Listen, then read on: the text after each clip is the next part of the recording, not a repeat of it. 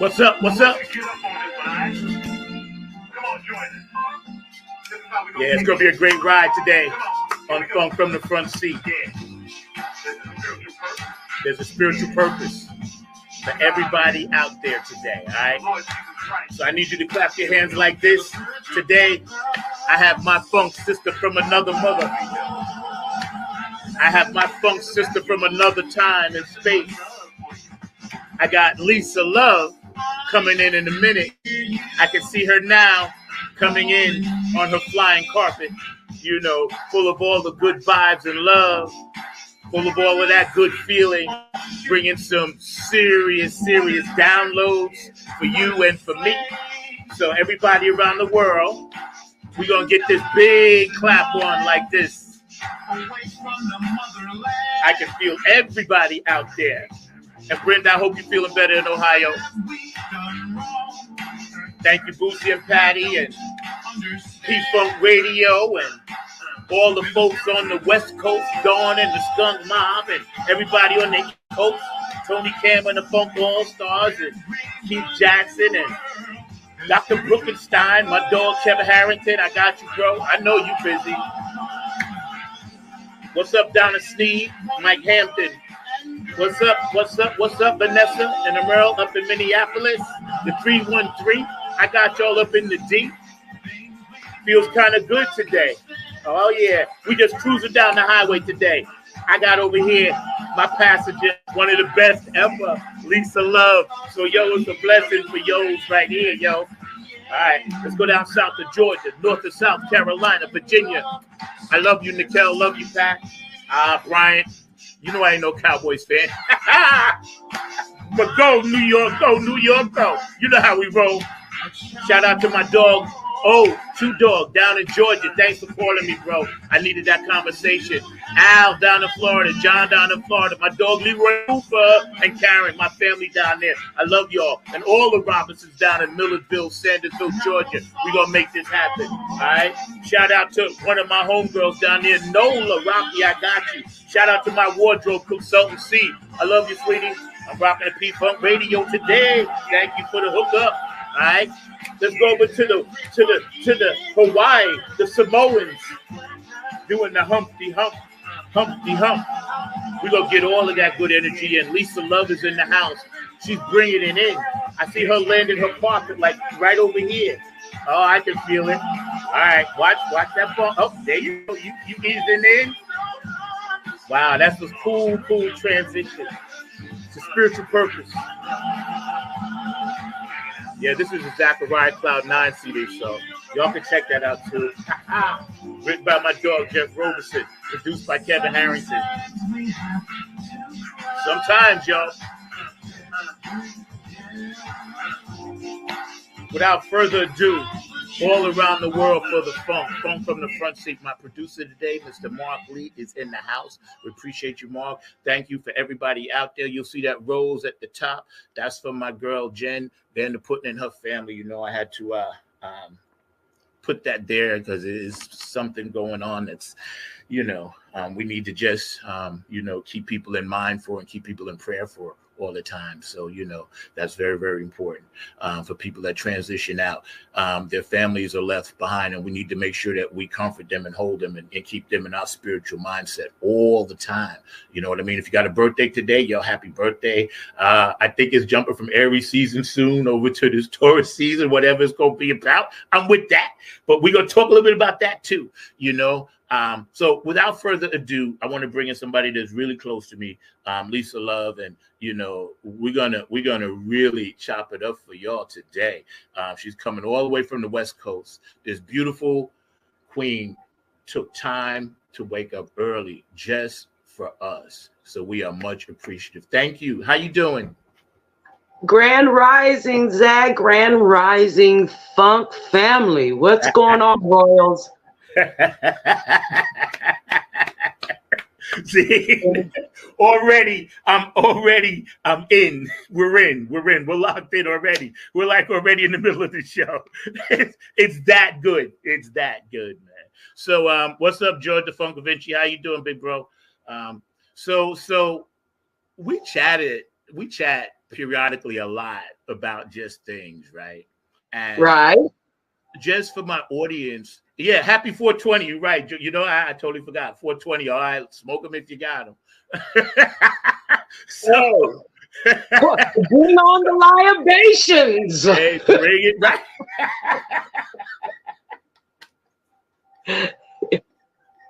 I love it. I absolutely love it. Oh, this is gonna be a great show. George. Yeah. So for my audience that's just tuning in, maybe for the first time, give us a little background about your musical and kind of, you know, spiritual kind of social side. Share a few things with my audience that haven't seen you for the first time.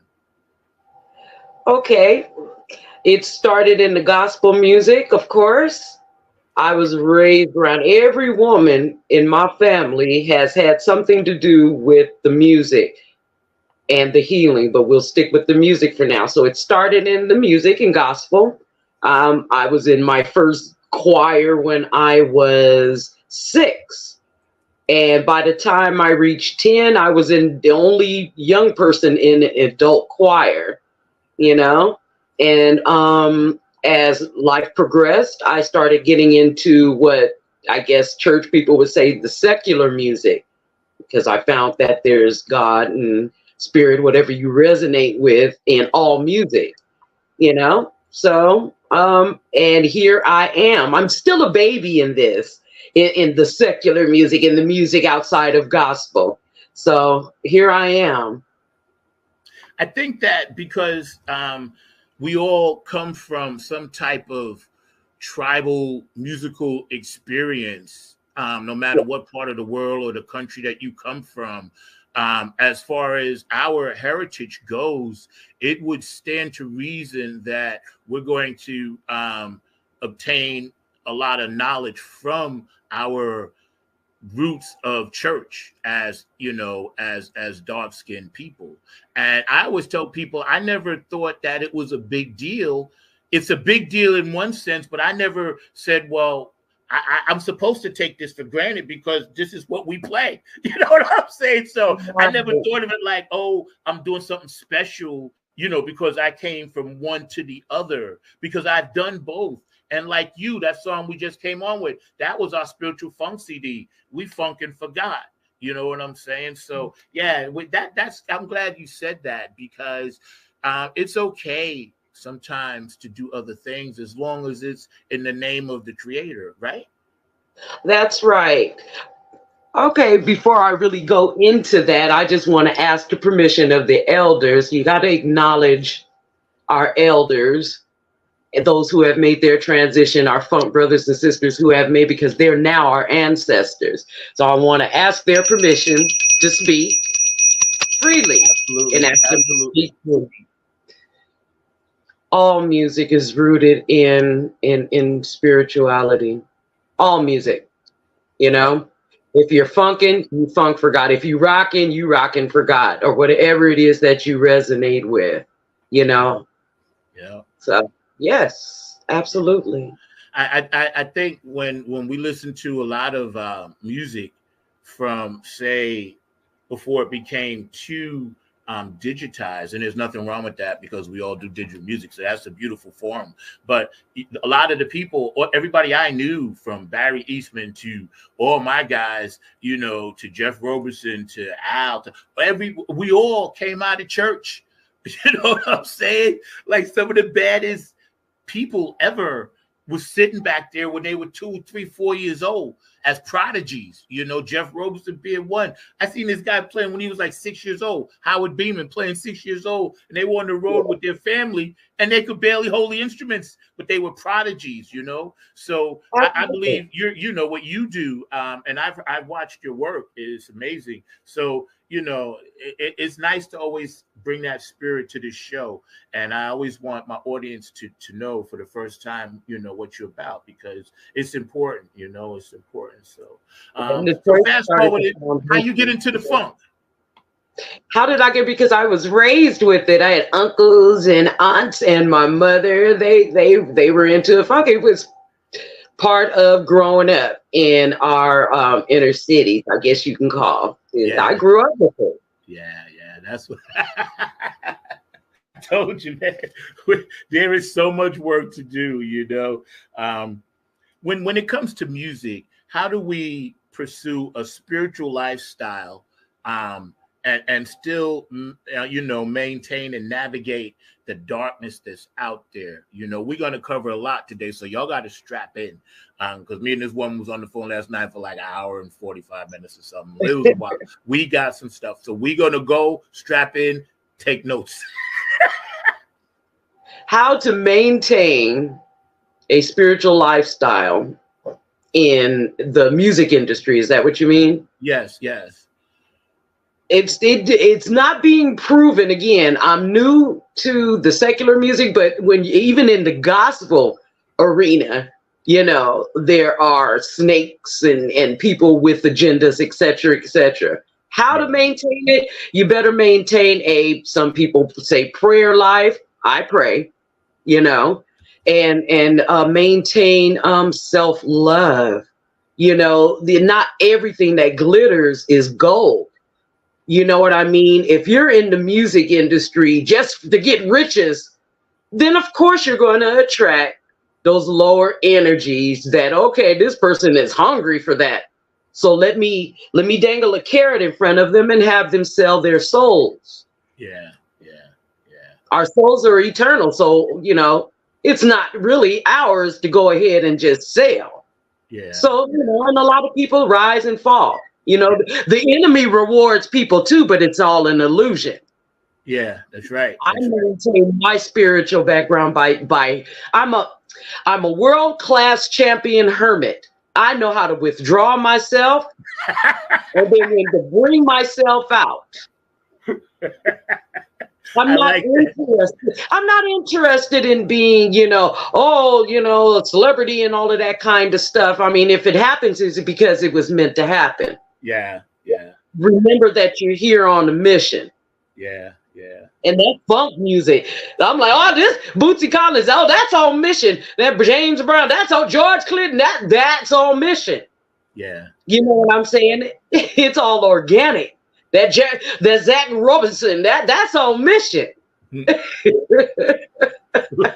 Something must have dripped on me because I'm still here doing it. So I feel blessed just for that. And look, through all of that, the survival, right? Meeting you and, you know, vibing with the Skunk Mog and checking out all the vibes on the West Coast with Dawn and Victor Taylor. And, you know, it's amazing how we're all connected to one major spirit. You know, It's like we really are. It's really one light. We know about God and we know what that's about and how it draws us through maybe different portals. Some people, you know, Muhammad, some people Buddha, like myself, you know, it's still some people funk, some people classical. All one. Wow. It's all one. All one. Do you think because of, and I'm gonna just keep it real, right?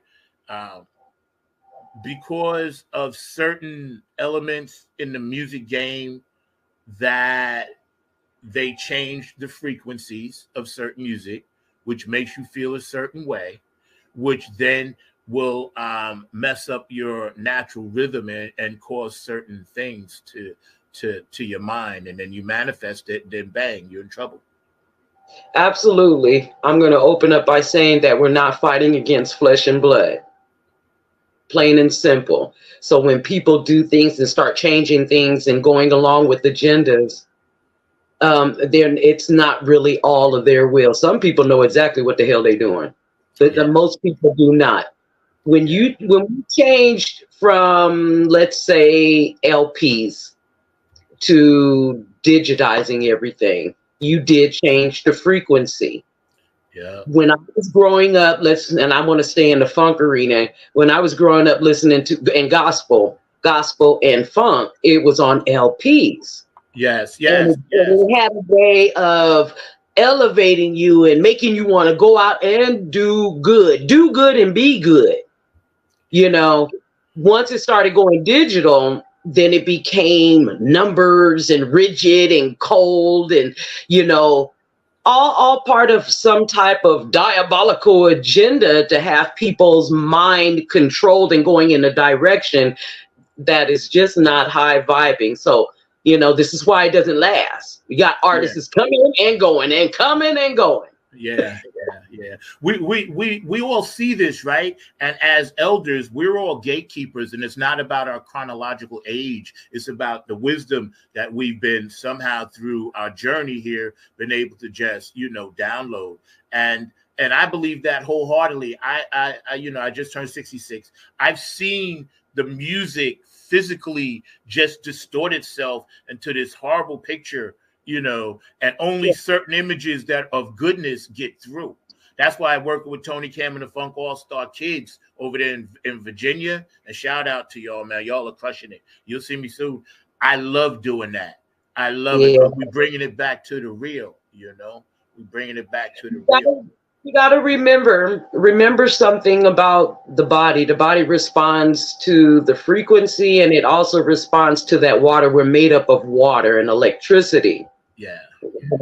I'm kind of staying on that subject we were just talking about. You know, and these people who understand and understand that, you know, are not going to be mainstream. There you go. The mainstream. You know what I mean? We have to force our way and take it, you know, and not play into these doggone agendas, because the frequencies that some of this music is playing on is affecting the water. It's affecting the water in our bodies and in our actions. Yeah, I've seen that firsthand, because there were times when in my wilder days, right, I used to go check out a rave. Actually, I went for more like to study it, like an anthropologist, because I couldn't believe. Now I have had at that time I had a few surgeries, so in my mind I couldn't believe people was purposely breaking bones for some music. So I went one night in New York City. They had this underground spot, and I stood on the side, because those that didn't want to get involved could just watch this stuff. And that's when I first realized there's something going on with the music. I was like, yo. Can I say something? I don't want to scare people with this, but it is demonic.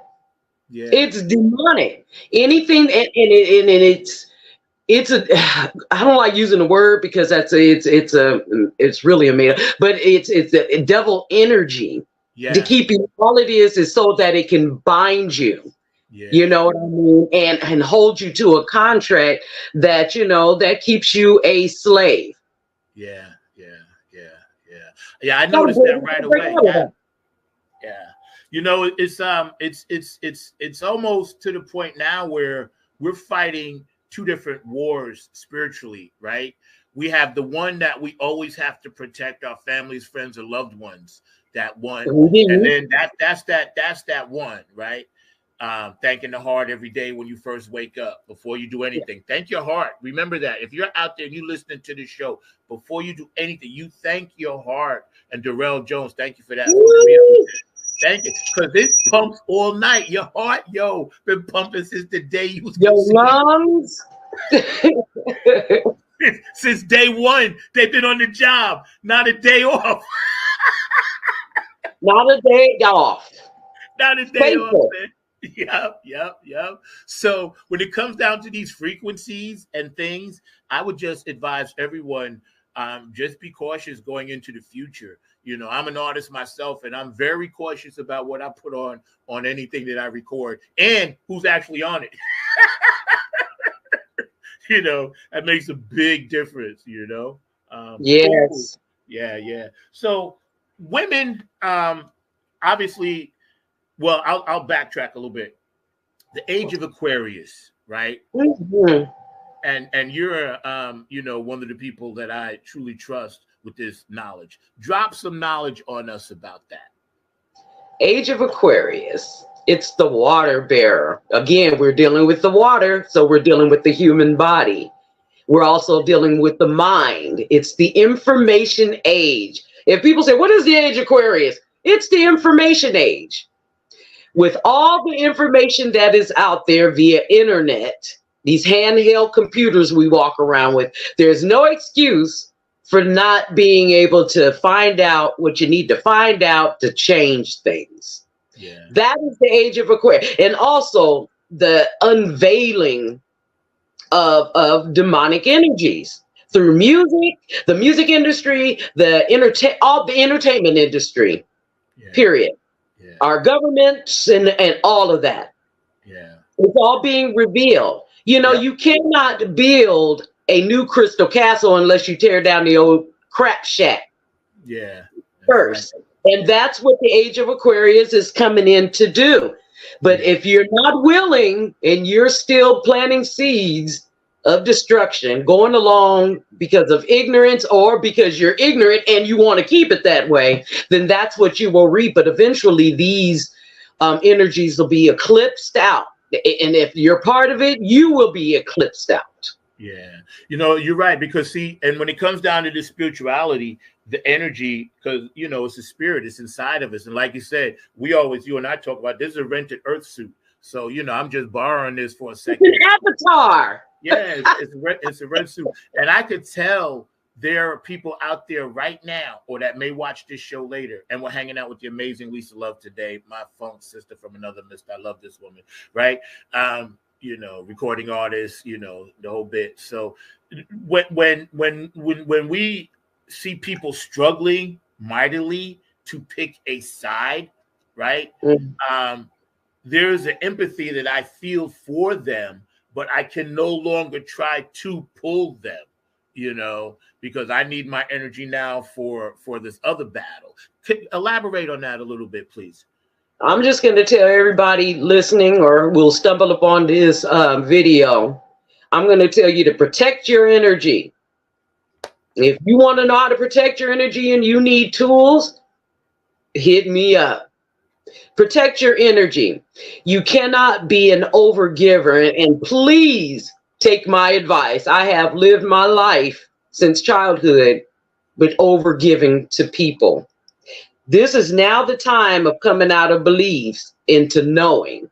And if you know somebody is a doggone energy vampire or a system is vampirism going on, then you need to protect your energy because it's all about kill, steal, and destroy.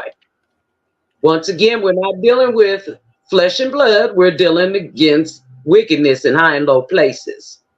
Yeah. Plain and simple. Protect your energy. Yeah, that's what I try to remind myself every day of you know, in every aspect of the rest of my journey. You know, I just think about constant, I guess they are refreshers, reminders, you know, oh yeah, that's why. Oh yeah, this is why, you know, it's like constant. It's like going to, I know I'm getting ready to graduate, so I can feel like, okay, I'm taking this final test, you know, it's like the SATs or something, you know what I'm saying? It's funny that you mentioned that because you know what? It's like going to school, you know, you get the lesson plan set before you, you study it, you take a test, and then there's an internship where now what you've learned, it has to be applied to your life. Now you're on mission.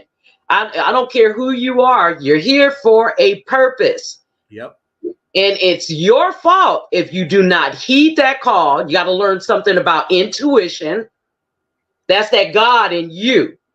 Everybody that's here, you are a god or a goddess. You're nobody else's god or god, but you're a god or a goddess. If you say, I'm a child of God, then you are a god. Yeah. You are a goddess. Yeah. Protect y'all's energy.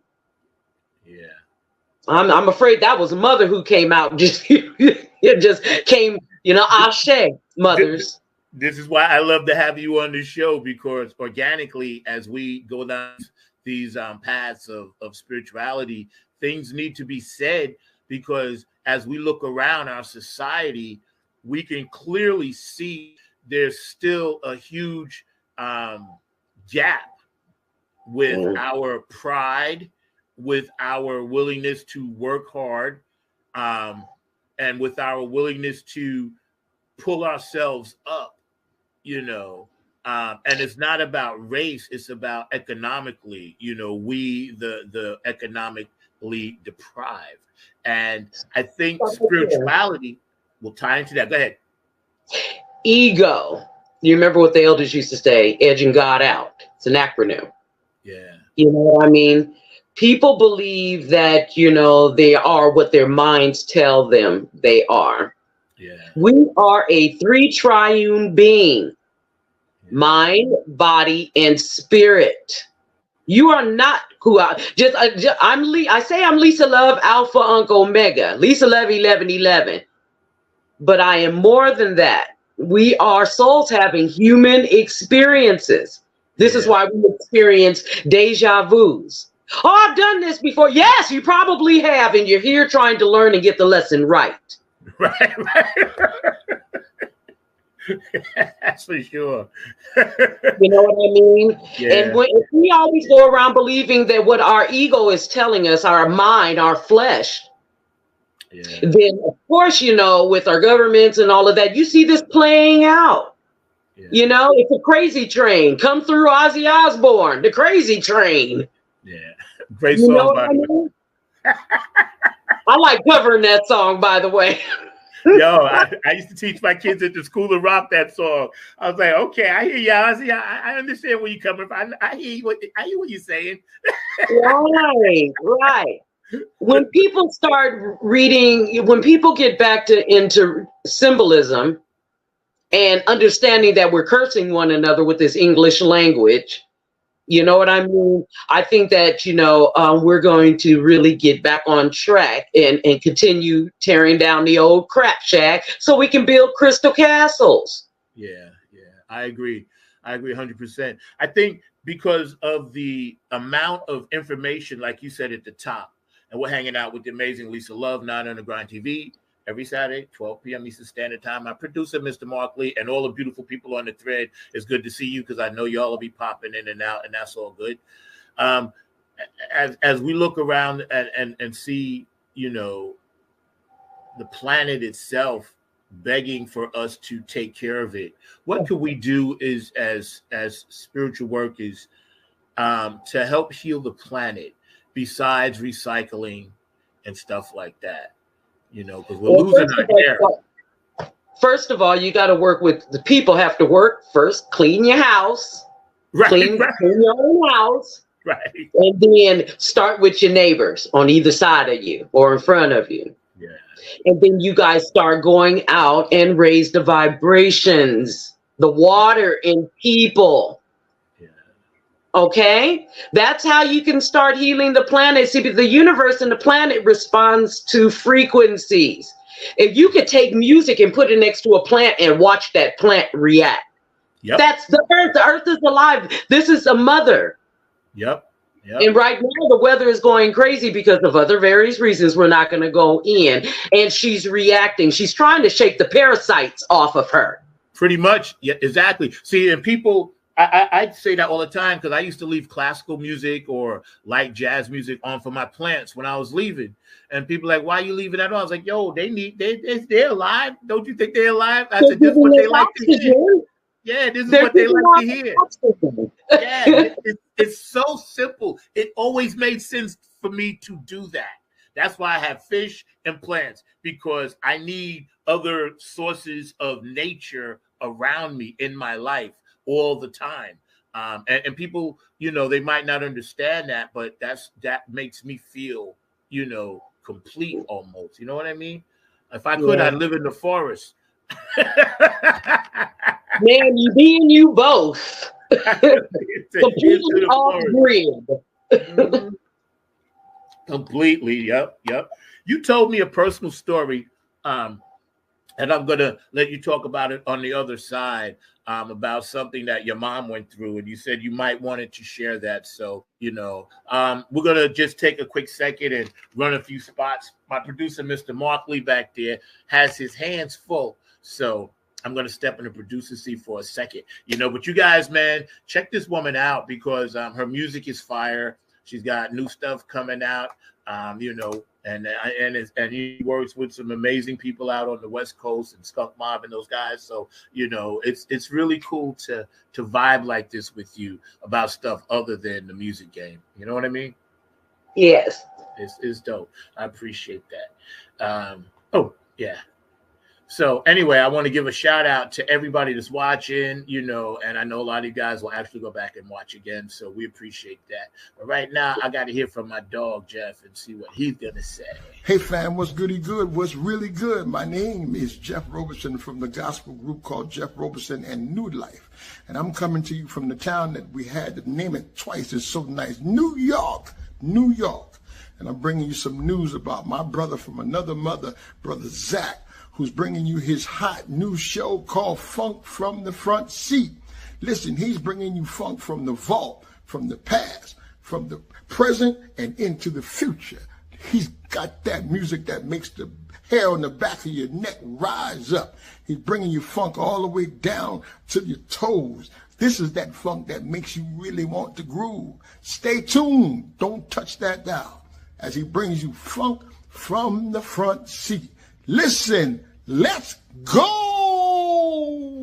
Hey, it's Chrissy Key Rollins here with Holistic Restoration, inviting you to check out Zach Robinson with Funk in the Front Seat. He drops new episodes every Saturday at noon on the East Coast time, and replays are posted for whenever you miss a live stream. You can find him on 9 on the Grind TV and also on YouTube, and get ready for the funk because he brings it every week along with hot topics, amazing guests, and great conversations. Again, that's Zach Robinson with Funk from the Front Seat on 9 on the Grind TV and YouTube.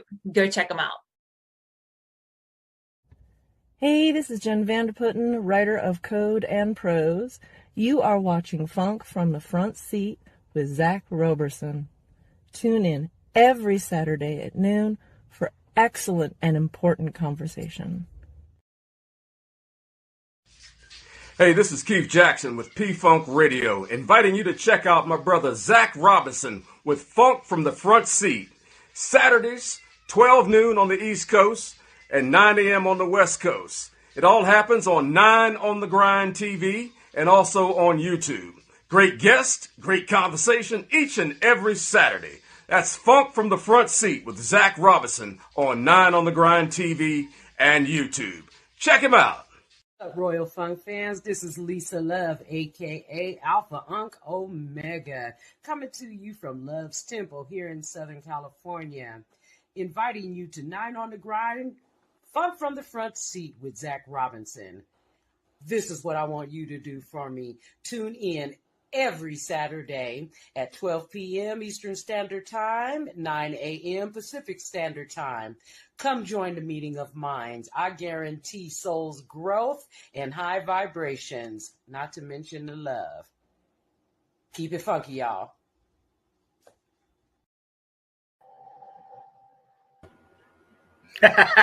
And there's the real you. Thank you for that shout out. That's beautiful. And shout out to, like I said, P-Funk Radio, KNN Jams, everybody over there, Larry Funkster Jones, and, you know, Heidi, you know, and Robin Circler P. George the Funk Vinci, Curtis Wilcox, you know, all the people that, you know, help support and, you know, give us a lot of love and everything, you know, as well as everybody out there. Man, we appreciate all you guys, man. You know, definitely David Webb from Chronicles Hall of Fame. Thank you for all those accolades and nice things that you do and keeping the funk alive. And, you know, big shout out to my big sister, Dawn Silva. I know you rocking that book, man. You know, I'm definitely going to pick one up very shortly, you know, as soon as I get settled. I'm in the process of moving. But yeah, back to what we were going to get into with Lisa Love right here. You had told me a story, so would you like to share that with my audience? We were talking. What were we talking about last night? You mentioned you know how something with the situation with your mom and what kind of like what she had went through and stuff. So you had said that you might want to talk about that, but you might not. So I don't want you to have to, you know, talk about it. You know, I've been in hiding for so long hiding spiritual gifts and all of that because I was taught that it was demonic. And as I got older, I realized that that was part of an agenda to keep chosen ones or light workers, whatever you want to call them, with gifts hidden. My mother, my spiritual journey began with my mother, Brenda Faye Mason, Ashe. She is now an ancestor. She was a Scorpio woman with high spiritual gifts, and she it was a modern dancer, and she I guess she began her spiritual journey a long time ago. She was demonized by people because it just wasn't the time. She was part of the Black Panther family, and she was just awesome. She got caught up in the wave of drugs and that whole entertainment lifestyle, which eventually took a toll on her life. Yeah. And at the end, though, she was able to, surrender all of that, but it was already took a toll on her avatar. And of course, she died of complications. Yeah. But she instilled all of that into me. Yeah. I always would say, you know how people say, "Oh, I'll never be like my mom or my dad." And we wind up taking either the best or the worst parts of them into our lives. And I'm glad to say that I've taken the best parts of it. Yeah. Yeah. Our spiritual gifts are usually activated by some trauma. And people don't want to hear that. They want to think a spiritual awakening is sunshine and lollipops. It is not. It's a tower. If we have any tarot readers out there, which I am one, you would know in the deck, spiritual awakening is like a tower. And I experienced some traumatic things with my mother and through my mother. I have watched her go through rape and overdoses. And put into institutions because, bad drugs, I guess, and she passed these gifts on to me and my baby brother. And we learned manifestation while we were young in elementary school age. We manifested our mother out of that. We were told our mother was the lowest, scummiest thing that ever slithered under a rock, but it was just the opposite. Yeah, yeah. That crack cocaine came into our communities like a tornado and destroyed our homes. Yeah, it did. Yeah. But she made it out of that. But it activated me. Yeah. Yeah. It was a plague. I told people, like, they didn't realize plagues sometimes don't always have to be like, rats or, bugs or locusts and all of this other stuff. I tell people when that stuff came through, it was a plague. It was like, because it was so many people that got sucked into it overnight. It's like, bang. It was like overnight. Destroyed homes. Yeah, overnight. I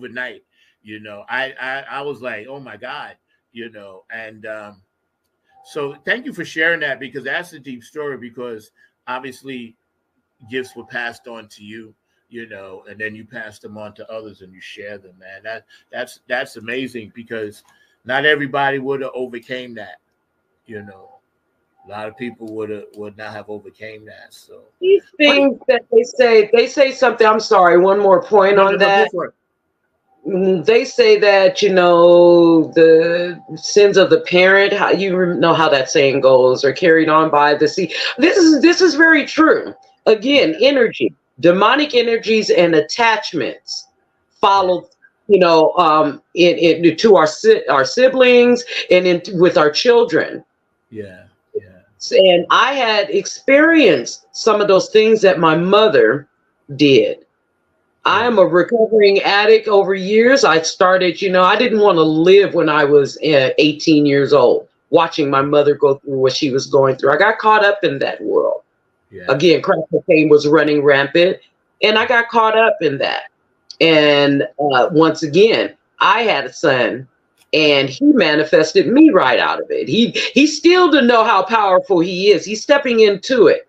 But I experienced these things which kept, tower moment after tower moment. When I say tower moment, I mean things that happen to a person suddenly.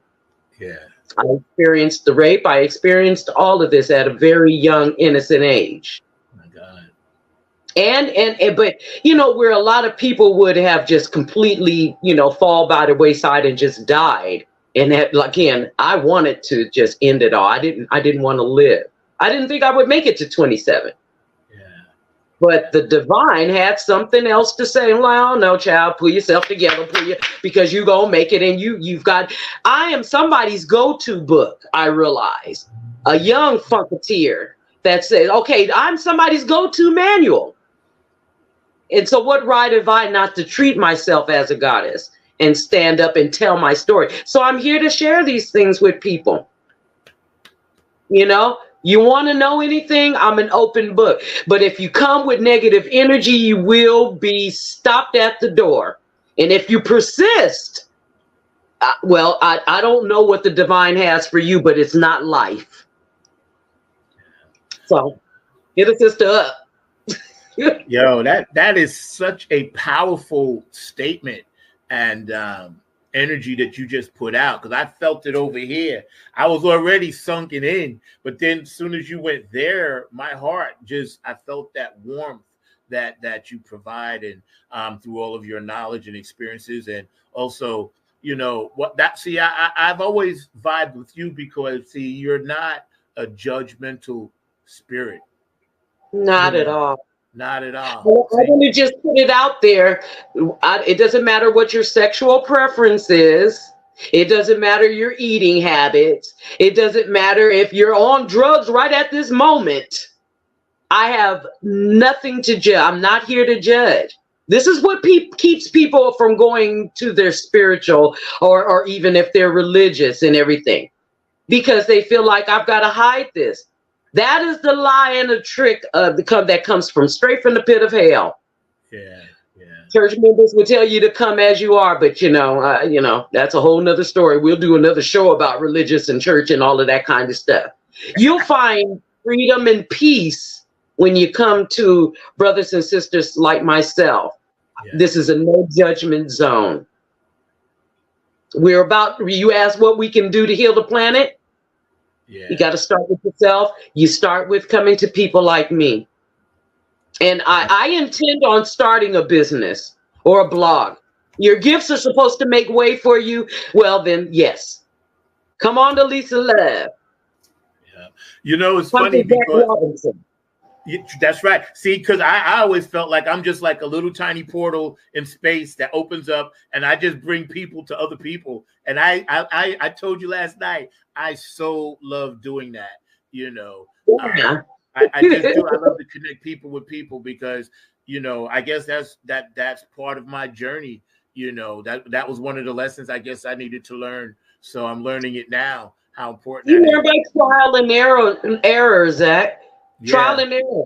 Even the stories in the Bible. I mean, we know some of those ascended masters, were whoremongers and thieves and murderers. Yeah.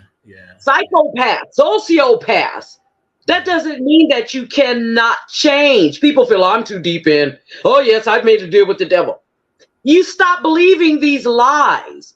You're keeping yourself in the Eight of Swords. Again, here I'm referring to the tarot deck. You're keeping yourself in the Eight of Swords, which means stuck. Yeah. You can free yourself. You want to heal? You can heal yourself. Or you go to a healer, they give you the key, and it's up to you to hold on to it. Yeah, that's right. And take it and live. Yeah. One of your favorite sayings, I'm sure that you said a lot, and I'm paraphrasing. When a healer gives you the healing, hold on to it. Maintain it yourself. That's it. People say, well, this is why people running back and forth to psychiatrists. Dr. Phil, Dr. B, everything be all right come through Prince. You know what I'm saying? Because they're energy vampires. No. When a healer comes into your life, they come and heal you in the way that they know how. I'm not going to say everything how I heal, but I'll give you one thing. I'm an energy healer. I heal your emotions and everything. You're supposed to hold on to it, put it in the bag and put it on your chest, wear it on your neck, and cultivate it like it's a baby plant. The plant needs what? Water and everything. The healer only gives you the seed. That's it. If you have to keep coming back to a healer and sucking on them, their energy, you have now demonized yourself and made yourself an energy vampire.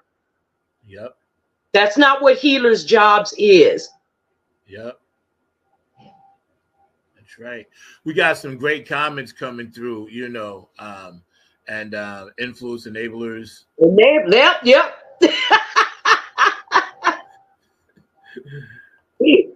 I love it. Yeah. Because see, people, we all about that funk. So we all have that thing. That binds us, that keeps us together, and I think, Mark, while you back there, could you run some of these comments? I think that when we George, you're a light worker, George. Yeah.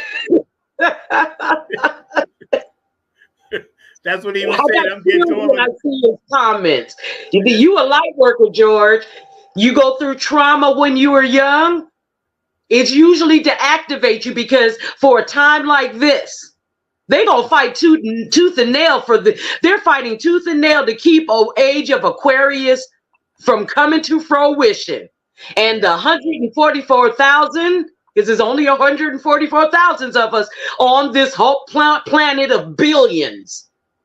Yep. You a light worker. Get on mission. Yep. See, that's why, again, we met through social media, and there are some good things that come out of that. I just warn people, beware. Like Prince said, play the computer. Don't let the computer play you. You know what I'm saying? And see, that's what I was going to get into for a hot second, because we have this constant need. Our energy is pulled to that little box that you mentioned. Right? The little handheld box, right? Yeah. It's a supercomputer. You can get all the information you want. It's a supercomputer in your hand. Yeah. And what people doing? What you doing with it? Yes, that's the key. What are you going to do with it? Are you going to try to utilize it for like directions or to find a recipe, or are you going to spew hate? It allowed everyone to get on a soapbox and spew out this venomous hate, and without consequences almost, but all that energy, you tell us, what it does. That energy can either create or it can destroy. It's a superpower. You've got to learn how to channel it, like it, and hold it, to make it expand or to shrink it down. You have to learn how to channel it, and then you need to follow your intuition. Go into your prayer closets or to your altars or your shrines and sit in solitude so you can get instructions, downloads on how to utilize it. Don't go running out there willy-nilly. And I understand that your intentions some of your intentions are very, very positive, but you need marching orders. There's an order to everything in this universe. I don't care what you're talking about. You're talking about politics. You're talking about one-on-one relationships. You're talking about industry. All of that there. There's a divine order to everything. Get to the collective mindset and get think tanks like here, what we're doing here, what we're attempting to do here with Funk from the Front Seat, and form think tanks. Come and congregate together in the nature. You don't need a building, grabbing a building, and I don't want pastors to get mad at me, but you don't need a building. What you need is to be in nature so that you can ground yourself. Everybody needs to. I want you to think of the movie Avatar. Everybody gathered around that big tree, right? If you haven't seen the movie, I suggest that you look at it. See, Hollywood will lie and tell you the truth at the same time. But that movie right there, I was very impressed. Yeah. There's a lot of things that happen subliminally, and that's part of the times that we live in that are definitely right in front of us. And they're no longer, and they've been, I guess, I prophesized by people that are that highly spiritually vibrating, and whether it be in certain biblical texts, or whether it be, Nostradamus, or whether it be other people that had gifts, whoever they were, right? And they said, they told us all of this, and now we're like, people are surprised. I was like, but yo, they've been trying to hip us to this forever. Am I right? It's on stone. It's in stone. If you can go to different parts of the world and find things that are on stone, I like to refer back to ancient Kemet. For some reason, I really feel that I have blood ties with ancient. That's Northern Africa, and everybody wonder what Kemet is. It's what they call in Egypt now. Yeah, I have great ties with it, and I have started doing study and researching. And yes, they have been telling us there's nothing really new under the sun. They've done it before. Yeah. Only now things are coming because they're our ancestors are our spirit teams that are outside of this dome, or whatever you want to call this atmosphere. They're tired now because they are destroying the mother, the earth, with their foolishness.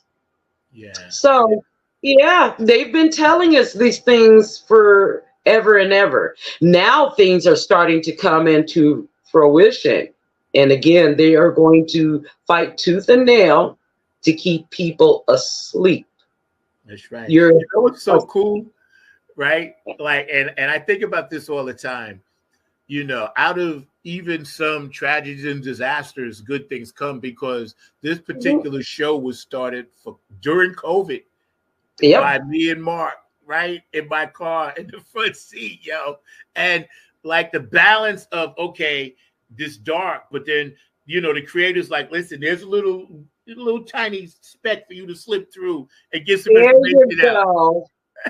It was a portal. COVID-19 was a portal so that light workers can start sliding in with ease. Yep. Light workers weren't fooled by the COVID. We know, I don't know if we're supposed to be saying this, but by that traumatic event. Yeah. We weren't fooled. Nope. And that thing that the COVID, what we were just talking about, is not new. It's been around for a long time. They just learned how to, I guess, activate it. But anyways, yes, it was a portal so that light workers can slide through with ease. They had to tear down some of that crap shack that I was speaking about earlier so that light workers can do their, I'm using this word intentionally.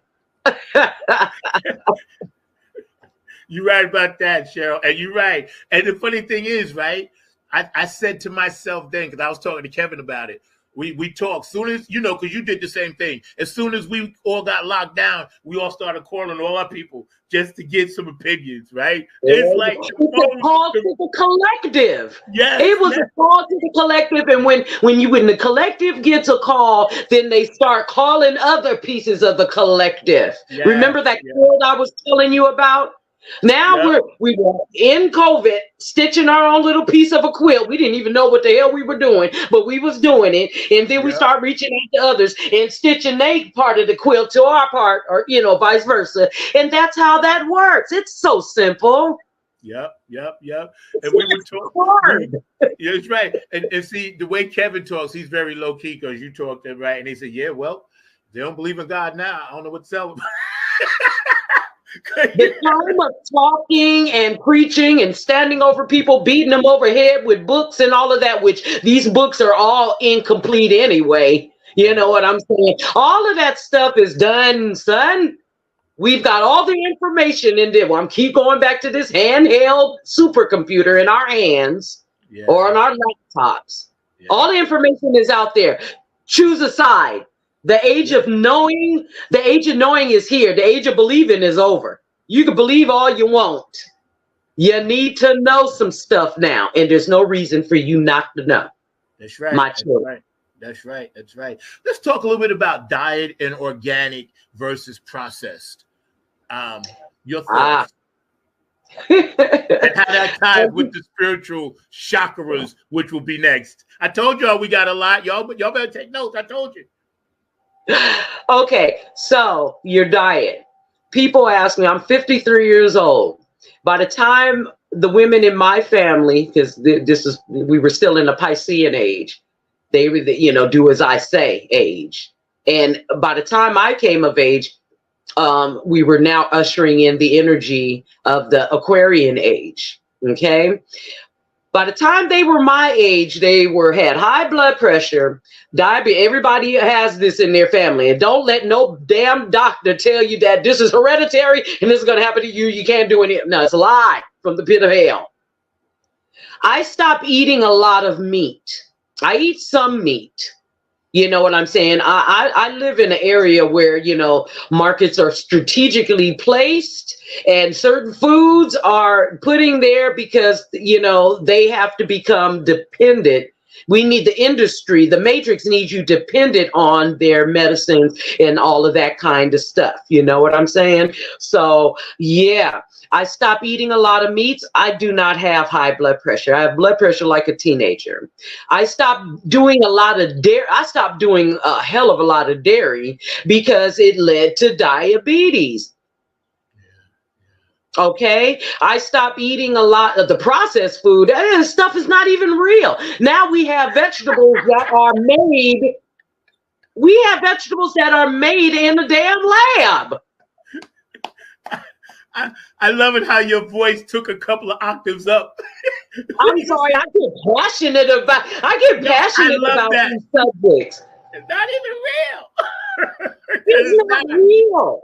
Stop eating this stuff. Yo. Poison.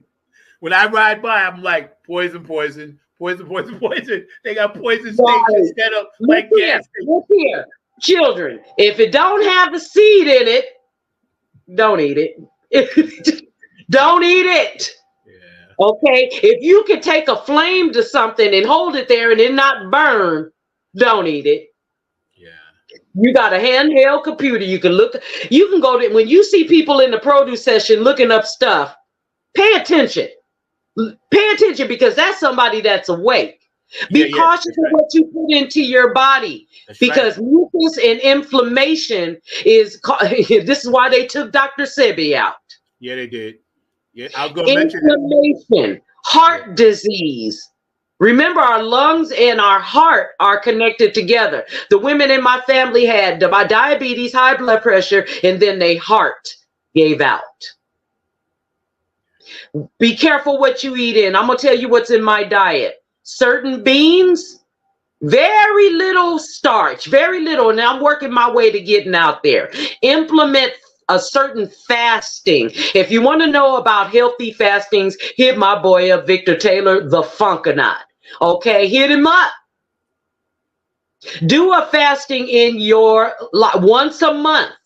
Fast off of something. Do what is according to your body. Your body will tell you, no, I can't do this. Yes, I can do this.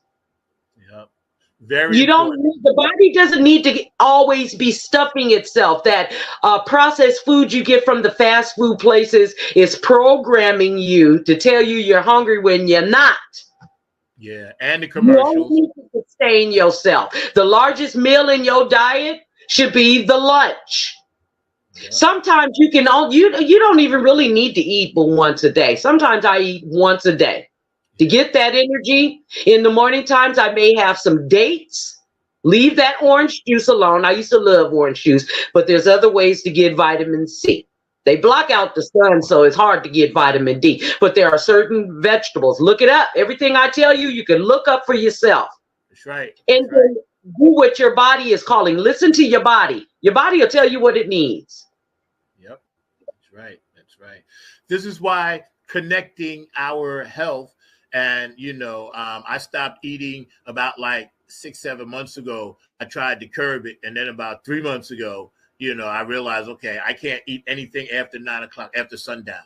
Because what I did is I took a trip back to my ancestors. And I said, okay, if this was the 1700s, 1800s, whatever, right? Once the sun went down, unless you was on guard duty or something, everything was pretty much shut down. You didn't get up and go no midnight snacks and, I'm going to eat a rabbit. You know what I'm saying? It just didn't work that way. But your body system was regulated more normally, Yeah. and you, like you said before so eloquently, much more grounded.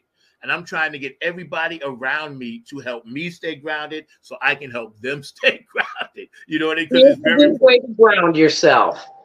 Yeah. Go outside, put your feet on some soil or on some grass, some real grass. Sit next to a tree, go by the water. You can also ground yourself with spiritual baths. Get your notes out. This is how you make a spiritual bath. You can use other things, look it up yourself, but this is what I use. You can get some sea salt. You want to break some things off of you, make some black coffee and pour that into your bath. Slice up some limes or lemons. Cinnamon in your bath. Dried rose petals and rose oils, rose water. Okay, moon water. You make moon water by filling up a glass container, sending it out on a full moon, and let that energy into the water and put it in your baths. But there's several ways that you can ground yourself. I suggest that you learn how to do it. I'm an earth sign. I'm a Virgo. And one thing we do is move slow, and grounding is our foundation. Everyone needs that. Yes. I think that because it's connected to our chakras. Absolutely. And I'm constantly learning about chakras. Every day I read a little bit more about just staying spiritually aligned, right? Yeah. Hey, you got another Virgo fan out there. Hey, Virgo Nation. Shout out. So yeah, and see, I don't understand, and it's not for me to understand why people don't realize that spirituality and science and astrology is all one in the same. There's so much pushback against that. And I get why, because traditionally there are things that people were or understanding in themselves that they just believe that's the right way to go. But I can tell you, I've experienced them all, and I've taken a little bit from each one. And I think that was why I had to take this journey this one last time, because there is no absolute. The only absolute is the power of the one. And you're going to find that within yourself. I'm going to tell you a story that an elder told me real quick. They said God and the devil, let's say the devil, made a deal. God said, I'm going to give the humans, or angels, devil, you know what I mean. Anyways, I'm going to give the humans, free will. I'm going to give them divinity. They're going to be gods and goddesses on this Malkuth, this earth. And the fallen angel said, hey, you can't do that because, they're just going to destroy and all of that. I looked into their future, and yes, they did. They did. They used their free will to kill, steal, and destroy. Okay? He says, well, you know what? I'm going to give it to him anyway, just in case you're right. But I'm going to prove to you my creation is higher than that.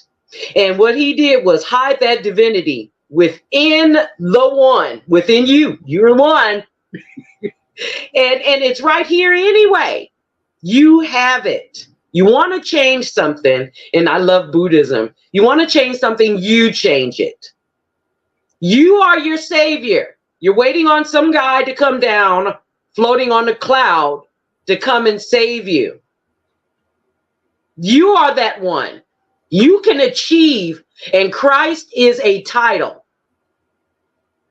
There were 16 of them recorded, Christ. If you want to be that savior, choose it. You have your free will and you have your divinity. It took me too long to realize that was inside of me. Now that my ancestors, the women in my family, the Long, shout out and ashe to the Long sisters, they knew this. Yeah. My mother knew this. Yep. And thank you for saying that, because that's blasting. Pow, that's on fire, you know. But you know what's funny?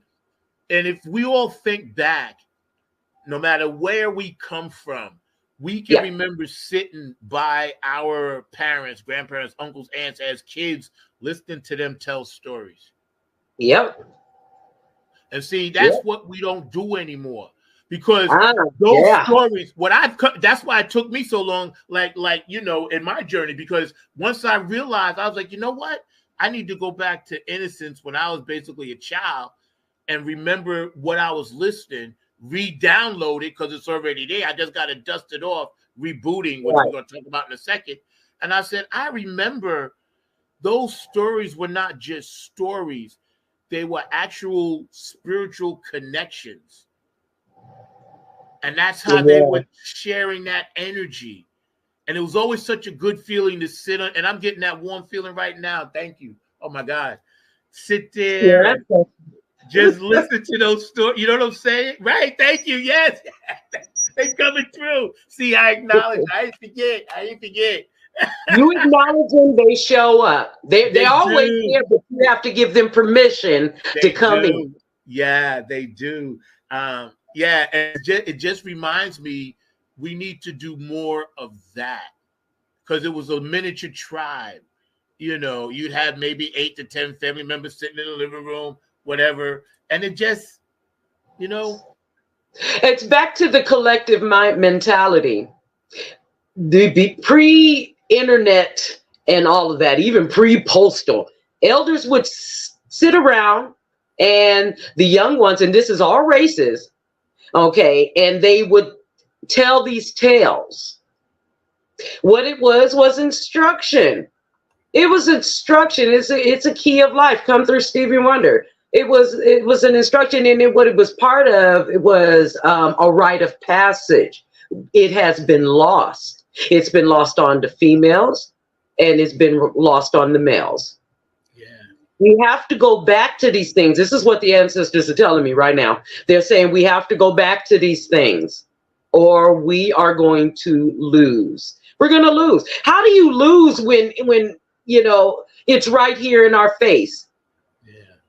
The 3D, the 5D is merging with the 3D. It's right here. The veil is now it's so thin, it's non-existent now.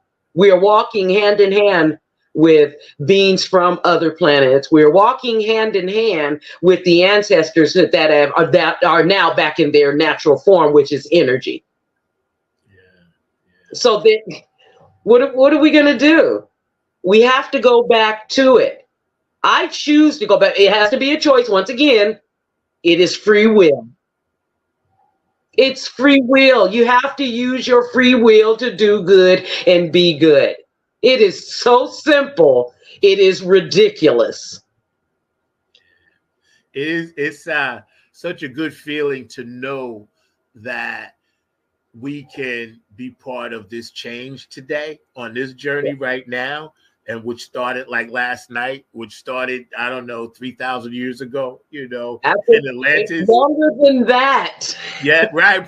That's right. Thank you for reminding me. I had to double back. I missed a couple of exits. But yeah. You know, it's so we're in such a place right now where people are violent, depressed, and going back to the top about the music, there was something about vinyl, right? And tell us your thoughts on that. The vinyl record was able to capture and what is the word I'm looking for?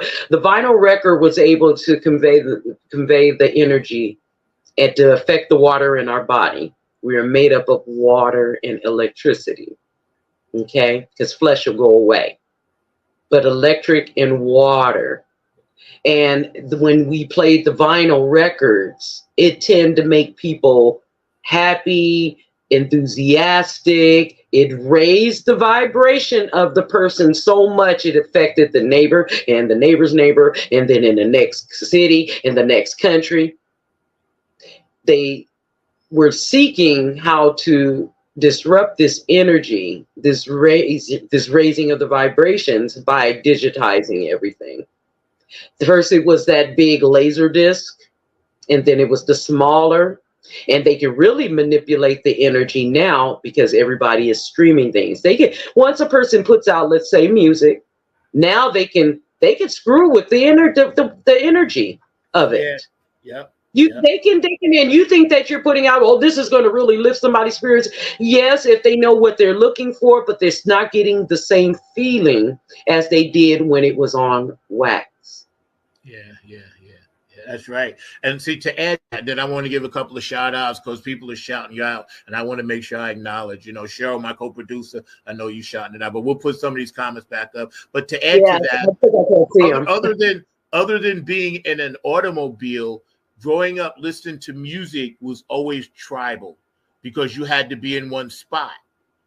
Even with a transistor radio, everybody would gather around the person who had it. Or when boom boxes came out, everybody would gather around boom box. It was tribal, Right, exactly. And see, being tribal, it's still, like you said, and those albums, you could hear the little when you put the album on, and right away it just made you feel. When I heard That's the Way of the World, that album made me cry. That song made me cry. Right on the spot. Yeah. When I heard it, get together on a special day, I was like, yeah, man. Artists like Rolls Royce and the Jackson 5, Michael Jackson. I told you last night, I even had an LP for Sean Cassidy. There was albums of the Beatles, and you know what I'm saying? Diana Ross. I mean, all of these things. The Clark sisters, my grandmother, Al Green, man. Din, din, din, din, din, din, din, din, din. When that LP was put on, Love and Happiness, well, shit, it was over. It's over. This is why this music is still being streamed. You got artists coming out with, and I'm not going to name any of the new artists and all of that kind of stuff because I'm not trying to create enemies. What I'm trying to say is this is why you got these new artists coming and going. I said that earlier, coming and going and coming and going. They don't last. It's not meant for you to last. Go back. And I admire these new artists that are sampling some of the Georges and Al Green and all of that kind of stuff. What I would say is find a way to make LPs again. People, break out your old record players. If you want this energy back, you got to take it back because we have put under a glass dome. It's time to break that dome. I'm not talking about the firmament and all of that, but maybe I am. But I'm telling you, it's a glass ceiling that we have been put. You got to break this glass ceiling and go back to what's natural. And things are tribal. Everything is tribal. It takes a village to raise children, and if we do not give them this rite of passage back through our expression, through music, live music. All the digital is cool, but all the synthesizing and all of that kind of stuff come through Shaka Khan. All of this, what is it called when you change the voice and all of that kind of stuff? It's cool. Yeah. But there are those who are anointed, and I'm going to draw myself in. Come in, pull in, collective. I got something to say. All of this, synthesizing the voice, there are those who are anointed and appointed that have the voice naturally. You don't have to do a doggone thing to their voice. Let them sing. Let them speak. Play the instruments. Do not, what is auto-tune? That's what I was trying to say. Trying to make this is why everybody can be a superstar. Oh, hell no. Some people shouldn't have a voice. Some people should sit back and learn. Go back to school. Pull up them LPs and listen. Knock it off. Look, somebody in the stomach just say, if you don't knock it off. No. This is church right here. This is our pulpit.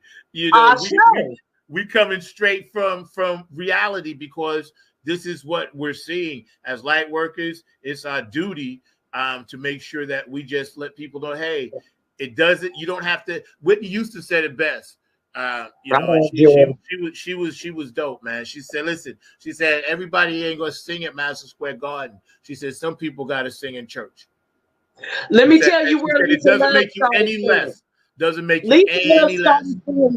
Lisa Love started singing in the church, and then before I was able to save enough money and get myself a car, I was singing on the bus stops, changing life on my way to work.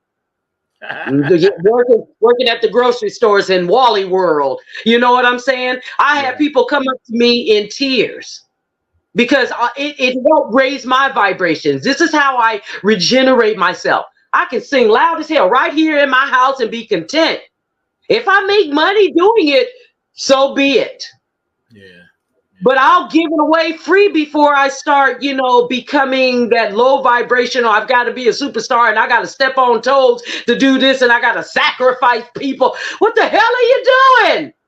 Yeah. It kind of goes hand in hand right now with subliminal seduction, and being seduced subliminally, because what people see now, they automatically want to be it. And because of the handheld device, it allows everybody to have constant 15 minutes of fame. It's just a continuing loop. But what happens is you're not really living life. That's what you're missing. That's why we're having this show today. Because yes, you're living your life through those 10 to 12 second intervals all day long, and then once you get in that loop and they got you in the matrix, bang, they got you. They got your ass. And it's hard as hell to come up out of it. I never crossed over. My soul ain't for sale. Oh, damn, what you do. My soul is not for sale. My soul is for me to wield as I so pleased. Yep. And it's also to be somebody's go-to manual so they can come up out the BS. I wanted to say something else, but I'm trying to, be a goddess. You are. And I got to get to some of these comments, because George Devonka Vinci was talking about chicken, and he said, people are eating chicken that was never born. That's right. You're right about that, George. George, the chicken is man-made, and it causes inflammation. And Lord, and I love me some chicken. Yeah, I think it's in our DNA. But it's true. David Chappelle said it's in our DNA. We can't help it. Well, and a lot of things are taught and passed down, because, I don't want to say slave food. It was passed down. Diabetes is not passed down, no, but the eating habits were. Yeah. And people feel like I got to do this because this is how I was taught. Come about that matrix. That's a lie from the pit of hell. No, you don't. That's right. And of course, Cheryl, our regular guest and producer. Wow, you rock Lisa Love. All right, Christy. And let me see, who is this? Soul Line Dance. Oh, yeah. Tell the goddess I said what's up. Thank you. And George is like, yeah, I tell our stories. I was proud of my mom and all her struggles and stories, So when we were talking that, people were commenting because that stuff is important, because that's the wisdom. And you're right, George. That was the wisdom, you know. And then also too, love and happiness, because we were talking about that music thing, you know, and how the vibrations of some of those songs just made us feel good. I remember going to school in the morning, you know, and going by everybody's house, and we all get together groups, and you know, the parents would be letting you play music. WBLS would be on, you know, and they'd be bumping the latest song, and we on our way to school bumping as a group. You know, we weren't fighting, we weren't cutting, stabbing, shooting, we weren't doing none of that. Man, we may get into fights, and you may get a bruised cheek or something like, but we live to fight another day, I guess. You know what I'm saying? There was no heart at the end of the day. You know, you're gonna be friends with Shaquita that you had to fight up the street with. Yep, it's all part of that growing experience. We weren't murdering each other. I'm gonna tell people that, you know, you don't have a right to take somebody else's life. That's not your job. And you got to stop this madness. And see what we got right. That's right. And see, it's all part of the bigger picture that we're talking about today, where one thing leads to another, to another, to another. And it's set up like this. And like you said before, and I'm gonna bring Mark on in a minute, because I can see he's pulling his hair out back there. You know, it's sick, because Mark be like looking at me like, I guess I ain't coming in today. But I knew you was busy. I was watching you, bro. Don't worry. But we're on fire right now. But don't worry. But I guess because you know, we're in this spot right now where, like you said earlier, it's either this side or this side. You know, the energy that's out there that's pulling us away from the goodness. Just be wary of it. You know what I'm saying? George said, "Think it ain't illegal yet." You know, so we know how people be rolling. Mr. Mark Lee, you back there, sir? I'm definitely back here. Glad to see Lisa just dropping all kinds of jewels of information, dropping all kinds of knowledge, and just being amazing the way that she is, and all along those lines. So yeah, I'm back here. I did have a quick question for you and everything, Lisa, because Zach knows I've always got one and everything. And I was thinking about, you were talking about the gifts that we are naturally born with, and I think that a lot of times we don't even know the gifts that we have, because a lot of people have the ability to have ESP and to have a lot of other things that we don't necessarily address even in our own lives. So what advice would you give to folks in order to tap into their natural gifts? Okay, let's see here. Prayer and meditation, whatever it is that you resonate, that thing that you get yourself centered and grounded, practice more of that. Stay off the television, stay off the news.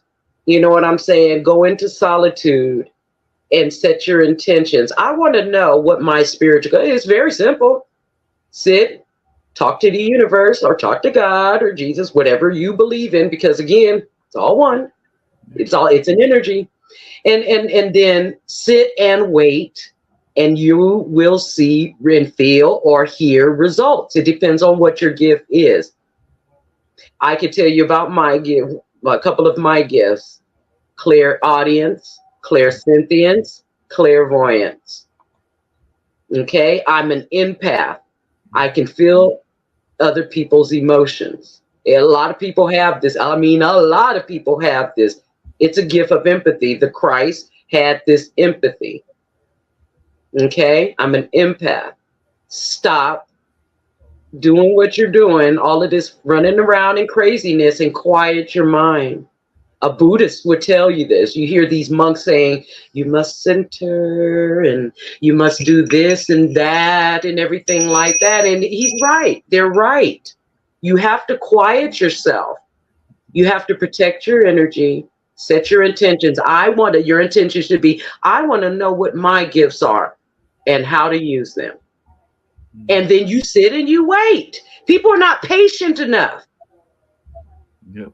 I agree with you on that and everything. Just so I can ask, because you kind of alluded to it earlier, even in your conversation with Zach. But Zach will tell you that I am a big believer in ancestral wisdom, because I definitely stay in tune with my own ancestors and all along those lines. So for those that are watching and listening, maybe even listening in the reruns that we'll have later on today and tomorrow, what advice would you give to them in order to tap into that ancestral knowledge bank? Because a lot of times I know that I am still in touch with my grandmother, who passed way back in the early 80s and everything, and still in touch with a lot of friends of mine, including Baba Chuck Davis and everything in that space. But what advice would you give to folks to tap into that ancestral knowledge?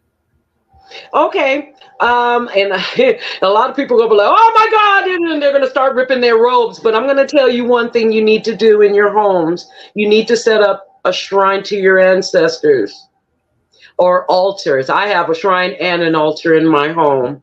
I know a lot of people were taught that this is demonic, this is evil and all of that. But, you know, this was implemented into ourselves, into us, that it was demonic to keep control by religion. Religion wanted to keep you controlled. They did not want you to tap into your God selves. Set up your ancestors, put your pictures there. In fact, I'm going to give you a little peek at mine, if you don't mind, Mark, so you can get an idea what it looks like. Let me see if I can turn it around. I guess I can't turn it around. Can you see it? Mm-hmm. Yes. Okay, I have a food offering. I have a liquor here because I know my mom liked liquor. I know that some of the Orishas love their alcohol. I have a cigar here. I have a little figurines and gold offerings on there. And I'm gonna come on around. You see my mother here, Ashe, and I'm gonna take you to my shrine, my ancestral shrine. You see? You put your pictures here. You got Prince here. You got my grandmother and my elder uncle. You know what I'm saying? You have a shrine. That's what you need to put up, and then you start talking. You said you were in touch with your great-grandmother was? Grandmother. Your grandmother. Yeah. You talk to them like you and I are talking right now. You talk to them. You don't need any special incantations and these and thous, which people make things too doggone complicated. Then they get frustrated and then they drop off of it. Mm-hmm. And then you die. Then you wind up reincarnating, coming to have to learn the same lesson. Let's stop it. Let's stop that now. And here's how you can get on your path. Set up an altar. Set up a shrine. Give them gifts, give them food offerings. And I don't care what race you are. Okay? You can talk to ancestors, known and unknown. Clean your energy with Palo Santo and sages of different types. Incense. You go to a Catholic church, what are they burning? What are they swinging in that big metal thing? Yeah. Incense. Burn frankincense and myrrhs. Clean your house with white salt, pink Himalayan salt. Take those spiritual baths. And I guarantee you souls growth. I mean, I've came from some rough backgrounds, Mark, where I should have been dead. I carry scars that I refuse to get rid of because of me not being in alignment. And I'm not coming like come through Tina Marie. I'm not coming back here. I ain't coming back no more. Not learning these lessons because I'm going to get it right now in the age of Aquarius. You, me, and everybody can do it. This is not just for me. It's for you too. Yeah, I'm gonna let because Zach and you were having such a deep conversation. But as he knows, one of the places I work at, and that's why we're so noisy over here, is the Hayti Heritage Center. We're having our youth camp, which we do every Saturday and everything. But on this building, which was a converted church, is a veve. So I know that you know what a veve is. So it is a voodoo symbol of Ursula, which is the Iowa of love, and it definitely is something that we oftentimes talk about in our historical talk. So anybody that comes out of the center sees that veve, which has definitely been up there for decades, if not centuries, and everything, because the church was built by feminine energy in the 1891. So actually, the building was actually a grove. So they were doing it outside before it was a physical church, and then the church moved down the street and everything. But it was built as a church back in 1891, so it's over 100 years old and all in that space. But we definitely acknowledge that veve that is up there, and some of those people, including Baba Chuck Davis, who is very much into the African dance. We got some drummers up there right now are very much aware of the importance of that veve. Is this a feminine energy? Mm-hmm. Yes. Okay, so let me just tap on that because we're coming out of that Piscean age was masculine. Mm-hmm. We're coming out of this, and they're sick of the matricide. The Divine Mother has been demonized. And matter of fact, they took her all out and they said, now the Father, Son, and the Holy Spirit. Well, how do you have a child without a mother? Please, I'll wait. You know what I'm saying? So I'm glad to hear that. It's time to allow the feminine energy for her to take her place beside her masculine. You see, it's like this. It's not like here and follow me. It's like this. And in between them is the birth, the child. Right. And I'm not just talking about man, woman, child physically. I'm talking about the energy of it, which gives birth to everything. Everything. I love that. I love that. And we've got to get back to tribal living in any way possible. It's for the children. If you don't do it for yourself, do it for these babies. Yep. Because they're going to be the ones that's going to take care of our old asses. Pretty much. Think about what you're teaching them. That's we're going to have to do a whole nother show just on that. But thank you, Mark. I'm glad that you got a chance to jump in the pool. I saw you back there. You've been working hard. I'm loving all of these comments. I get to watch and read them. That's why you see me looking off to the side while you're commenting. I'm actually reading the things. I'm trying to look and see them. Yeah.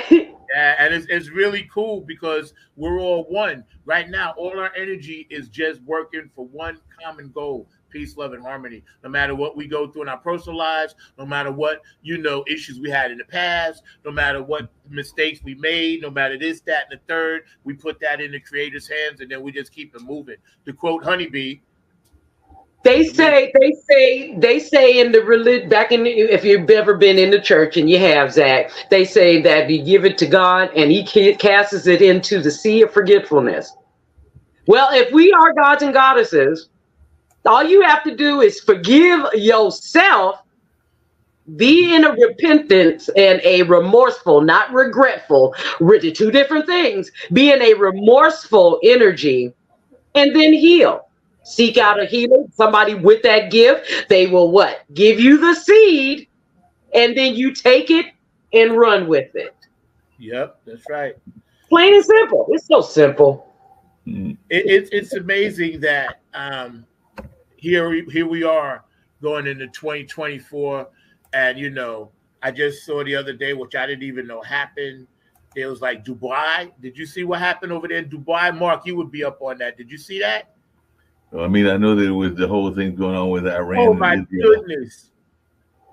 Oh my, it was almost like you could hear a dark, evil voice in the midst of all of that. I was listening really carefully. That was the way it was. I was like, yo, that's Armageddon right there. I felt so bad. Storm, right? I felt so bad. Like, as an empath like you, I could feel that. Like, that's some like Moses part of the Red Sea stuff right there. Yeah, you're talking about the floods that were taking place there and everything, and right in the backyards is also the things that were going on with the bombings and everything. But yeah, the world is doing all kinds of crazy things. Because now that you mentioned that, I do remember seeing that because I am a pet lover, and I did see that there was even pictures of the cats, because certain cultures respect cats more than others. But I did see that was being rescued in that particular devastating flood and everything. Yeah. Well, I'm gonna tell you something about those natural disasters. Some of them are created, or they're doing those things in the atmosphere that I'm not going to name, but everybody knows what it is. And the earth is reacting. We talked about this earlier. Mother is trying to shake her parasites. The way she reacts, because she's not flesh and blood, is with devastation. It's a Oya energy. If anybody knows anything about Orishas, but that's the energy. She's got to destroy these things. There are entities in the water, and there are entities in the air, and it's going to, whatever they were doing in Dubai, judgment is there. Yeah, and right. It's all. I mean, you don't have to guess about something when you see it with your own eye chakras.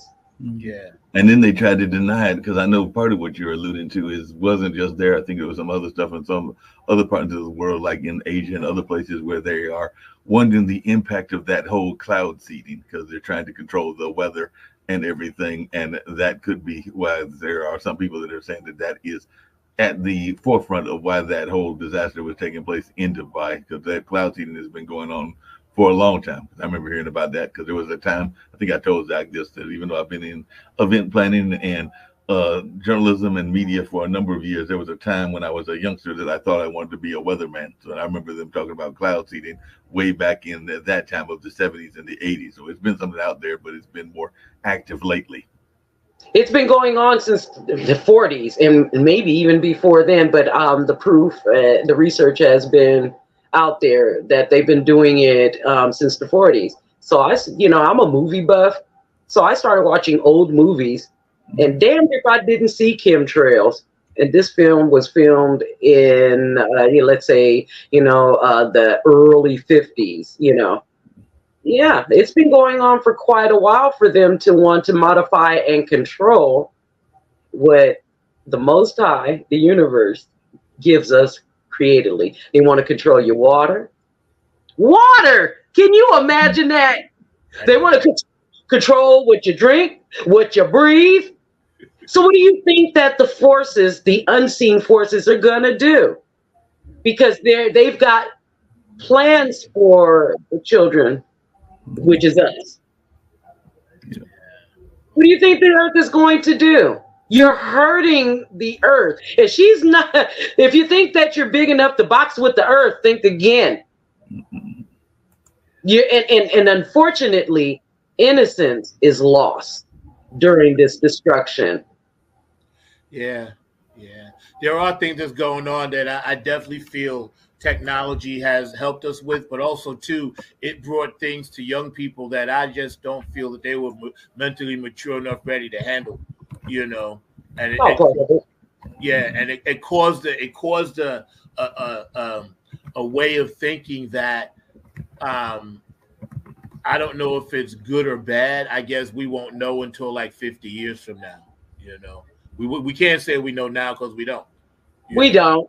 We don't know what's going to happen. We only see what's important is the here and now, what we see each day. And people they want to jump way into the future and make plans for 50 and 60 years and 100 years down the line. They need to knock that stuff off. We don't know what's going to happen with this generation right now. It's looking pretty bleak. There are some intelligent young people, but and I want to say that it's all by design, because if they raise up a generation of idiots, y'all, anybody ever seen the movie Idiocracy? That's where they're trying to send us. And I'm going to recommend to everybody, watch that movie Idiocracy. This, with people sitting somewhere in their underground, what is it called? Shelters, mansions underground, while they're watching all of this destruction go on. Y'all better think again. Think again. It ain't illegal yet. It ain't illegal yet. But they getting pretty doggone close. Yeah. We're right there. I mean, we're right there, man. And I'm glad to be a part of it, the change, because I know this is why I've been casted into this unkillable body to help fight this stuff. You know what I'm saying? Because I'm basically I can't be killed. So I tell people out there, they laugh at me, but I tell them, listen, I cannot. It just can't. I can't be killed. So my journey is to help fight this stuff, because I'm just tired of it. I'm tired. I want to see change. I want people to be able to, walk down the street without getting their head smashed or something like that. I don't want to see people in the street getting hit because they're asking for change, because they got to feed their families in the woods. Right. Now, I don't know what that makes me, and I don't care, but I think, I just want more kindness, more kindness. People have to be the love. You got to be the love that you wish to, you have to be the love that you want. That's right. That's right. You know, and if you want things to change, then feed somebody. If you want things to change and you feel like it's a safe thing to do, and you see young people acting a damn fool on the corner, then say something, then walk away, because it's about planting seeds. It's about planting little seeds, and if it's meant, it'll take root. If not, then you have to protect your own peace. You have to protect your bodies, you know, and let things play out. You can't build a crystal castle unless the old crap shack is torn down. And unfortunately, along with that crap shack being torn down, we're going to lose loved ones, friends, lovers, etc. Yeah, that's right. That's right. That's right. Prince said the only love there is the love we make. So on that note, God, you guys were on fire today. I mean, my goodness. And I knew this from yesterday because we technically started the show last night about 11 o'clock your time when we got on the phone. We started it then, you know, and I slept. I was like, oh, I can't wait. I slept like a baby last night, you know. I needed a good night's sleep because I knew I was going to be able to talk to you today. I want to thank everybody for being, you know, on the chat line, and everybody that'll watch later. A lot of you, you know, you guys watching 6 and 9 and everything. I want to thank Mark and Lisa, of course, you know, the Skunk Mob and your whole Funk fam out that way, and everybody that's down with this show. I appreciate you guys. But we want to run that video, Mark. Can we cue up that video? The one that I like. The one that you like was got the car in it? Yes. But trust me, I'm not looking at the car, okay? I know you got. You ready for it to go now? Yeah. Let's knock that out. Let's you know, we need a little bit of this. Today's conversation has been like, whoo, one for the ages. Right on. Let's hit it.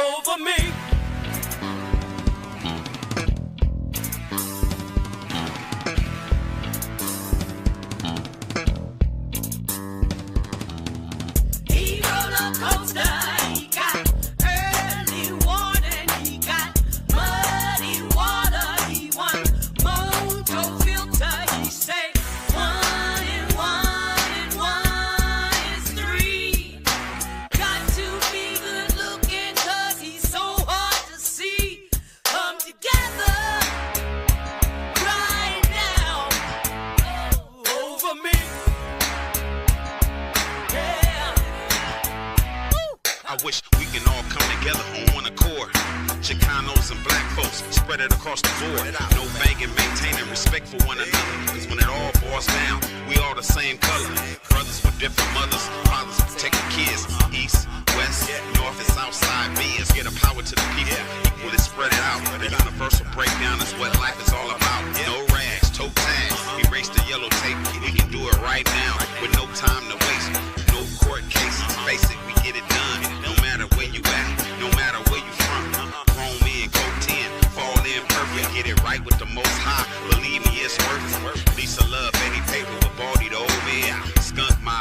better get it while you can. Get it.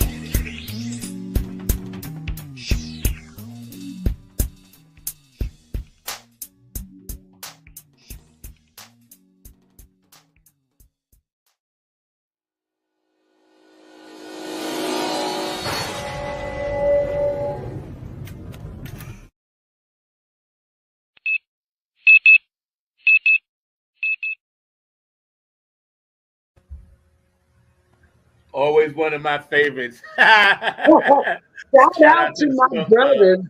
Yeah, shout out to my brothers Baldy Lock, and shout out to Eddie Paperboy.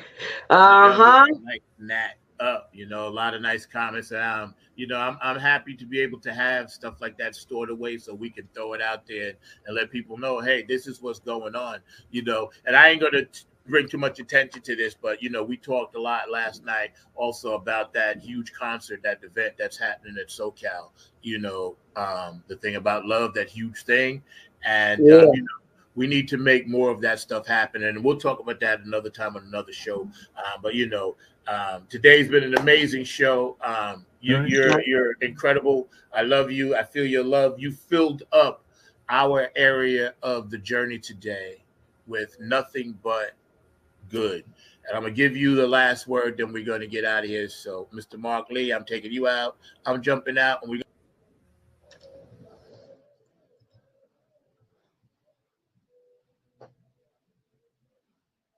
So, okay, closing words, y'all. Be the love that you wish to attract, and, you know, do good and be good. You can't have anything good unless you have, and, you know, you're exuding the love that you should, you know. Put down all agendas and be selfless. Be selfless. Don't always look for reward and recognition, because your reward and recognition comes from the universe. It comes from the divine, God, Jesus, whatever it is that you resonate with. Be one, you know. And, you know, don't be afraid to hit me up. You can email me at alphaunkomega11@gmail.com. You can hit me up on Facebook Messenger, and we can chat. If you're into divination, I do tarot card readings, you know. Stop the madness and, you know, think about the future. Think about your own divinity. Remember that you are all gods and goddesses. And remember that you are nobody else's god or goddess. You know, for all of you light workers out there, this is a war cry. Ooh, that's the title of a song. It's a war cry. Remember that you're not fighting against flesh and blood, but you're fighting against spirits and wickedness in high and low places. Make sure that you're not sitting at the table with people in demonic energy that want to kill, steal, and destroy. And once again, thank you. And I'm sending all of my love from Love's Temple here in Southern California. I am Lisa Love, 1111. Shout out to all my brothers and sisters. Shout out to my son. Shout out and thank you, Mark. Thank you, Zach. You know, and let's keep this funk alive. You know what I'm saying? Be funky in all your ways. And don't be afraid to be weird. Embrace your weird. George, shout out, you know, to my sisters out there that's been in the comments. I love you. I love you. Thank you so much.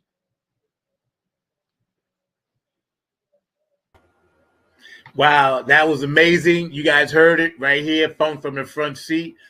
You know, again, we're going to do this as much as we can because this is what we do now. So y'all just going to have to get used to it because we're going to be bombarding everybody. So we just want to thank everybody.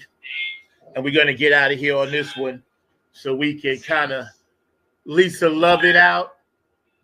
And live for love a little bit. And we want everybody to ease back.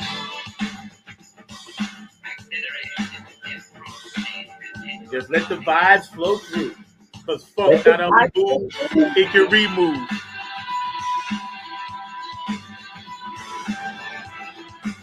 Shout out to Prince. He came through a lot today. You sure enough did.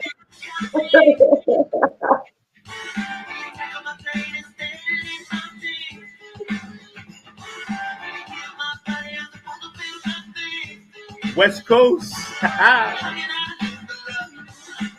Cheryl, I know you in San Fran right now, right? What you, Cheryl? Gotta live for love, y'all.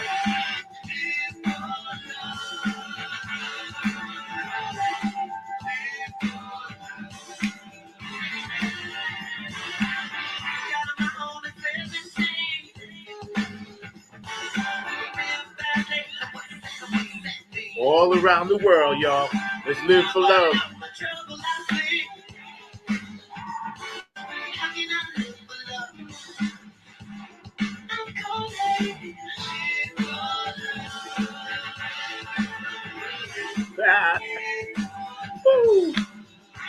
We gotta live for love, y'all. Take all of this today and run with it. Spread it. They have nothing without love. Spread it. Spread it. New York, I know you in the house. Ohio. Lucy and Patty. Brenda.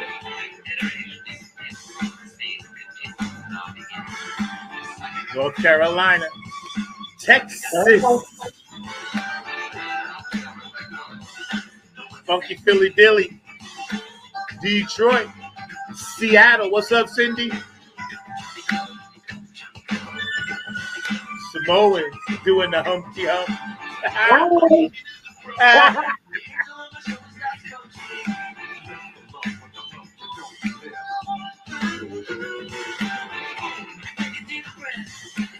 See, this is how we rock the show. This is how we do it. We give y'all something, y'all give us something. Perfect match. The yin and the yang. Yeah. And Prince said, yo, gotta be this.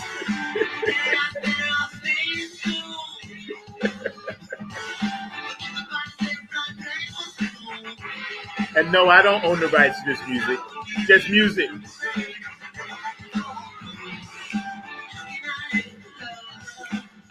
And I'm not making any money from it.